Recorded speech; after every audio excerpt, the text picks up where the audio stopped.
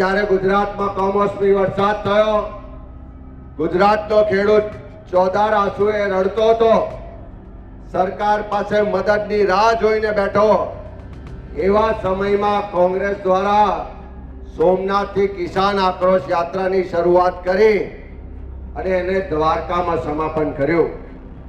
એ યાત્રા દરમિયાન જ આખા સૌરાષ્ટ્રમાંથી અવાજ ઉઠ્યો કે આ 10,000નું પેકેજ નહીં, પણ આ પેકેજના નામે પડીકું છે। એક વીઘે 50,000ની નુકસાની સામે આ પેકેજમાં એક વીઘે ફક્ત 3500 રૂપિયા મળવાના, અને એ તકલીફમાં સૌરાષ્ટ્રમાં 6 કરતા વધારે ખેડૂતોએ એક જ મહિનામાં આત્મહત્યા કરી।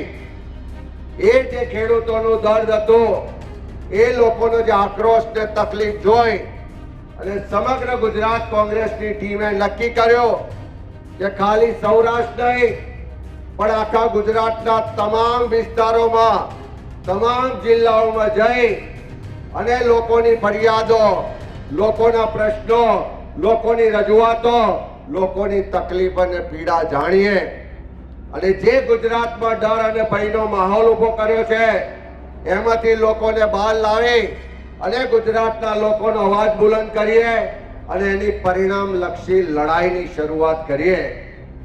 અને 21 તારીખે બનાસકાંઠામાં ધરણીધરના ચરણોમાં શીશ ઝુકાવી અને આ જન આક્રોશ યાત્રાની શરૂઆત કરી। હું મંચ પર બિરાજમાન તમામ ઉત્તર ગુજરાતના જિલ્લા કોંગ્રેસ સમિતિના પ્રમુખોનો આભાર માનું, તમામ ધારાસભ્યો, પૂર્વ ધારાસભ્યો, આગેવાનો અને કાર્યકરોનો આભાર માનું। 21 તારીખે વાવથરા જિલ્લો, ત્યાર પછી બનાસકાંઠા, ત્યાર પછી સાબરકાંઠા, અરવલ્લી, ગાંધીનગર, મહેસાણા, પાટણ થઈને આજે ફરી પાછો મહેસાણા જિલ્લામાં આ યાત્રા 13મા દિવસે આવી છે। 1100 કિલોમીટર આ યાત્રાના થયા। અનેક વિસ્તારમાં બધા જ વર્ગ વિસ્તારના લોકોને મળ્યા, બધા જ લોકોની સાથે વાત કરી, બધા જ લોકોની હકીકતો જાણી અને એકી અવાજે જે લોકોનો સૂર હતો, એ સૂરને બુલંદ અવાજે રજૂ કરવાનું કામ આ યાત્રાના માધ્યમથી કોંગ્રેસના આગેવાનોએ કર્યું। એક જ અવાજ હતો કે ખેડૂતોને સંપૂર્ણ દેવા માફ થવા જોઈએ। ખેડૂતોને ખાતરની તકલીફ છે, બિયારણની તકલીફ છે, સિંચાઈના પ્રશ્નો છે, ઉત્પાદનના પૂરતા ભાવ નથી મળતા। આ તમામ રીતે ખેડૂત આજે આર્થિક રીતે પાયમાલ થયો છે, ત્યારે એ ખેડૂતોના સંપૂર્ણ દેવા માફ થાય એ લડાઈ લડવાના સંકલ્પ સાથે આ જન આક્રોશ યાત્રાના પ્રથમ ચરણનું સમાપન અહીંયા કરીએ છીએ। એ જ રીતે આખા ગુજરાતના ખેડૂતો મોંઘું શિક્ષણ લીધા પછી આજે પણ બેરોજગાર છે। સરકારમાં લાખોની સંખ્યામાં પદો ખાલી હોવા છતાં ત્યાં ભરતી થતી નથી। ભરતીના નામે જે નાટક થાય છે, પરીક્ષાના પેપરો એક વાર બે વાર નહીં, 25 વાર પેપરો ફૂટે છે। કોઈ પરીક્ષા પાસ કરે તો જીપીએસસી ના ઇન્ટરવ્યુમાં એની સાથે જાતિ જોઈને ભેદભાવ થાય છે। એ ગુજરાતના યુવાનોને કાયમી રોજગાર મળે, સરકારમાં તમામ ખાલી પદો પર કાયમી ભરતી થાય અને જે ગુજરાતના યુવાનોનો ફિક્સ પગાર કોન્ટ્રાક્ટ ને આઉટસોર્સિંગના નામે શોષણ થાય છે, એ શોષણ બંધ કરાવવાના સંકલ્પ સાથે આ યાત્રાનું આજે પહેલા ચરણનું સમાપન કરીએ છીએ। આજે અમે આવતા હતા, હાસલપુરમાં મારુતિના કેટલાક કામદારો, યુવાનો મળ્યા કે જેમ લાલજીભાઈ વાત કરી કે સરકારે કંપનીના માટે આખી તિજોરી ખુલ્લી મૂકી, પણ આવી સેંકડો કંપનીઓ ગુજરાતમાં આવ્યા પછી પણ આજે ગુજરાતના યુવાનોને સ્થાનિક રોજગાર મળતો નથી। એ કોંગ્રેસની સરકારો હતી, 85% સ્થાનિક રોજગાર માટે સરકારે કાયદો કરેલો છે, પણ આ કંપનીઓ એ કાયદાને ગોળીને પી જાય છે। ત્યારે એવા આખા ગુજરાતના તમામ કામદારોને કહેવા માંગીએ છીએ કે બેચરાજી હોય, કચ્છ હોય, વાપી હોય, અંકલેશ્વર હોય કે આખા ગુજરાતનો કોઈ પણ છેડો હોય, જેટલા પણ કામદારો આ કંપનીઓમાં કામ કરે છે એવા તમામ કામદારોના કામના કલાકો નક્કી થાય, આ તમામ કામદારોને એના કામના પ્રમાણમાં પૂરતું વેતન મળે, એનો જે અધિકાર છે એ સ્થાનિક રોજગારી મળે, એ માટેની લડાઈ લડવાનો સંકલ્પ પણ આજે કોંગ્રેસના આગેવાનો કાર્યકરો અહીં બેચરાજીથી કરીએ છે. એ વાત થઈ કે દારૂ ડ્રગ્સનું દૂષણ, નશાના રવાડે યુવા પેઢી બરબાદ થાય છે, નાની ઉંમરે દીકરાઓ મોતને ભેટે છે, નાની ઉંમરે બેન દીકરીઓ વિધવા થાય છે.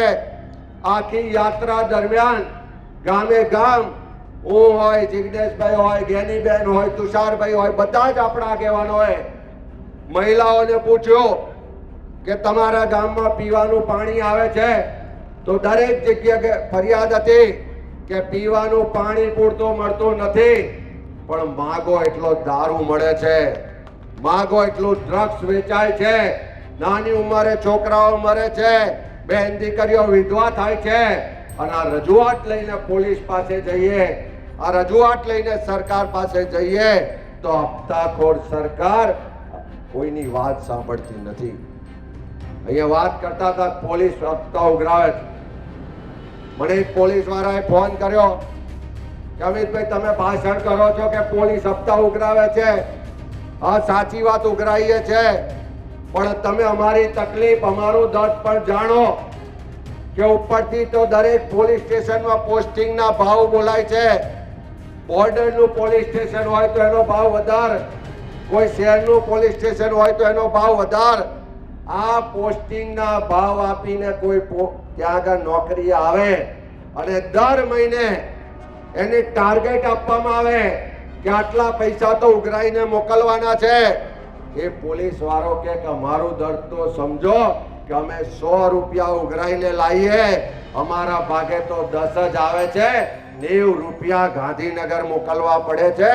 અને એટલા જ માટે આ બુટલેગરો છાતી કાઢીને કહે છે કે અમારો કોઈ વાડ પણ વાંકો નહીં કરી શકે, કારણ કે દર મહિને અમારો હપ્તો ગાંધીનગરમાં બેઠેલા લોકો સુધી પહોંચે છે. અને એટલે જે સંસ્કારી મંત્રીને પેટમાં દુખ્યું કે હપ્તો બંધ થઈ જશે, દારૂ કે જુગાર ડ્રગ્સના અડ્ડા તો બંધ થાય એની ચિંતા નહીં, પણ દર મહિને જે આવતી આવક બંધ થઈ છે એની ચિંતા એમને પહેલી થાય છે.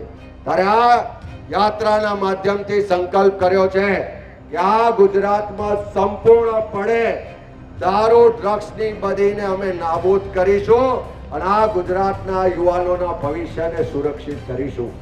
સાથે સાથે ભ્રષ્ટાચાર, આખી યાત્રા દરમિયાન એક પણ ગામ એવું નહીં હોય કે જ્યાં રસ્તામાં ખાડા નતા. અનેક જગ્યાએ તમે અહીંયા આગળથી હમણાં જ આવ્યા શંખેશ્વરથી બેચરાજી, રસ્તામાં ખાડા હતા કે ખાડામાં રસ્તો હતો ખબર ના પડે. દરેક ગામમાં પૂછ્યો તો લોકો કહે છે કે આવાસ મંજૂર કરાવવું હોય તો પૈસા આપવા પડે છે, બીપીએલ નું રેશન કાર્ડ કઢાવવું હોય તો પૈસા આપવા પડે છે, કોઈ પણ કચેરીમાં જાઓ તો પૈસા આપ્યા વગર એક પણ જણનું કામ થતું નથી. ચારે બાજુ ભ્રષ્ટાચાર ચાલે છે. આ યાત્રા દરમિયાન બધાએ સંકલ્પ કર્યો છે કે આ ભ્રષ્ટાચારી કમિશન ખોર સરકારને ખુલ્લી પાડીશું અને જેટલા પણ ભાજપના મળતિયાઓ ભ્રષ્ટાચારી છે, જે અધિકારીઓ ભ્રષ્ટાચારી છે, એને તમામને ખુલ્લા પાડી અને જેલના સળિયા પાછળ મોકલવાનો આ યાત્રા દરમિયાન સંકલ્પ કર્યો છે. મોંઘવારીની તકલીફ છે, વેપારીઓને તકલીફ છે, જો હુકમી ચાલે છે, દાદાગીરી ચાલે છે, કાયદો વ્યવસ્થાની પરિસ્થિતિ કથળી ગઈ છે, બેન દીકરીઓ સલામત નથી.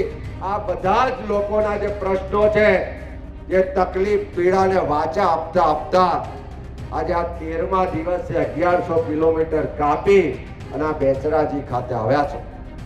અને આ યાત્રા હજુ તો શરૂઆત જ થઈ છે. હજુ તો યાત્રા નીકળી 3જો દિવસ થયો અને આખા ગુજરાતમાં વાઇબ્રેશન આવ્યું.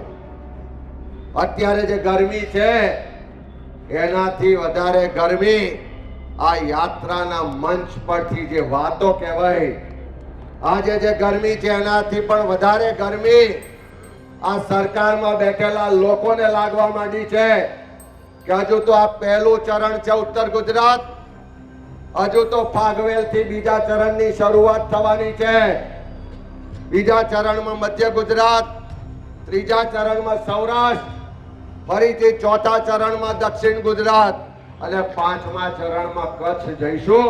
ત્યાં સુધી હું તમને વિશ્વાસ અપાવું છું કે આખા ગુજરાતનો એક એક કોંગ્રેસનો કાર્યકર ગુજરાતના ખેડૂતોના સંપૂર્ણ દેવા માફ થાય એ લડાઈ લડવા માટે રસ્તા પર ઉતર્યો છે.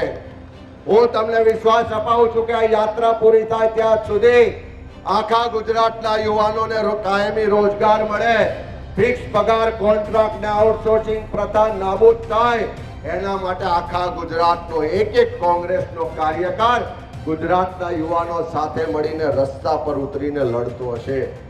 આ યાત્રાની સમાપ્તિ થાય ત્યાં સુધી હજુ તો થોડી શરૂઆત થઈ.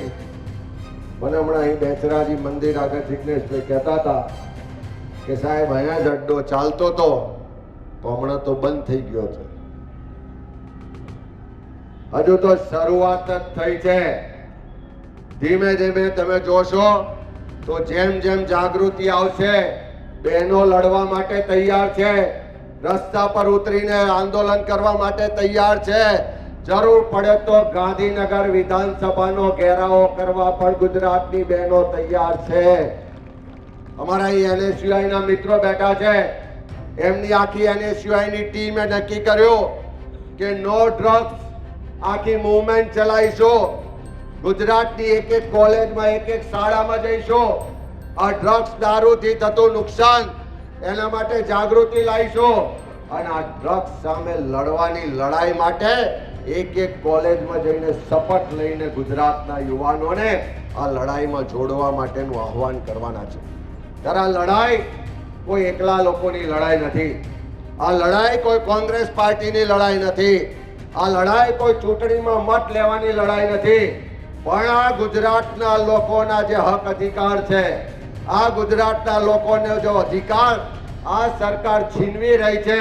અહીંયા વાત થઈ એમ આપણા ટેક્સના પૈસાથી સરકારની તિજોરી ભરાય, આપણા ટેક્સના પૈસાથી રાજ્યના મુખ્યમંત્રીથી લઈ ગામના તલાટી સુધીનો પગાર લેતા હોય ત્યારે એ સરકાર ગુજરાતના લોકોનો અવાજ નથી સાંભળતી. એ બહેરી સરકારને જગાડવા માટે આ જનાક્રોશ યાત્રા લઈને નીકળ્યા છીએ. મારો બધાને કહેવું છે કે આ યાત્રામાં જે રીતે લોકો જોડાઈ રહ્યા છે, પહેલા પૂછીએ તો ધીમેથી બોલે. બહેનોને પૂછીએ કે તમારે ત્યાં દારૂ મળે છે તો ધીમા અવાજે પહેલા દિવસ બોલે. બીજી વાર જોયું તો વધારે જોરથી બોલે. ત્રીજી વાર જોયું કે આજુબાજુ બધા જ બુટલેગરો હોય તેમ છતાં પણ બોલતા થયા કે ના અમારે બંધ કરાવો છે, લડીશું. અમે આદિવાસી વિસ્તારમાં ગયા, ત્યાં જાતિના દાખલાના પ્રશ્નો હતા. અહીં કાંતિભાઈ બેઠા હોય તો ઇકબાલગઢ, અમીરગઢથી યુવાનોએ કીધું કે ગાંધીનગરમાં કૂચ કરી અને આ વિધાનસભામાં બેઠેલા લોકોને પણ કપડા ફાડીને પણ અધિકાર લઈશું. આજે આક્રોશ છે. હું 100% કહું છું કે ધીમે ધીમે આ લોકોનો આક્રોશ એક જન આંદોલનમાં પરિવર્તિત થવાનો છે. ત્યારે આપ સૌને વિનંતી કરું કે આ જન આક્રોશ યાત્રામાં તમે જે સમર્થન આપ્યું છે, આવનારા દિવસમાં એક જન આંદોલનનું સ્વરૂપ લે અને આ જન આક્રોશ યાત્રા દ્વારા જે લોકોનો આવકાર અને આક્રોશ જોવા મળ્યો છે, આ યાત્રા પૂરી થતા થતા એ 2027માં પરિવર્તનનો શંખનાદ આ જન આક્રોશ યાત્રા પુરવાર થશે. એ વાત સાથે તમામ બળદેવજીભાઈથી લઈ અને તાલુકા જિલ્લા કોંગ્રેસની ટીમને આભાર માનું છું, અભિનંદન આપું છું કે આ સમાપન કાર્યક્રમ માટે ખૂબ સુંદર વ્યવસ્થા કરી. તમામ આગેવાનોનો આભાર માનું છું કે આખી યાત્રા દરમિયાન આપણું રાષ્ટ્રીય નેતૃત્વએ પણ સમર્થન કર્યું. રાહુલજીએ પણ જે ગુજરાતના લોકોનો દર્દ હતું, પીડા હતી, જે આક્રોશ હતો એને ટ્વીટ કરીને પણ સમર્થન કર્યું અને સાથે સાથે એમ પણ કીધું છે કે જ્યારે આ લડાઈમાં જરૂર પડે જમીની લડાઈમાં આવવાની તૈયારી પણ એમણે બતાવી છે. ત્યારે આપણા રાષ્ટ્રીય નેતૃત્વનો પણ આભાર પ્રદેશના નેતૃત્વનો પણ આભાર અને તમામ ઉત્તર ગુજરાતના આગેવાનો કાર્યકરોનો આભાર, મીડિયાનો પણ આભાર કે થોડા દિવસોમાં જ આ જન આક્રોશ યાત્રા મારફત લોકોનો જે આક્રોશ છે, લોકોના પ્રશ્નો છે, આખા દુનિયા સુધી પહોંચાડવાનું કામ કરનારા તમામ મીડિયાના મિત્રોનો પણ આ તબક્કે આભાર માનું છું. જય હિન્દ, જય ભારત.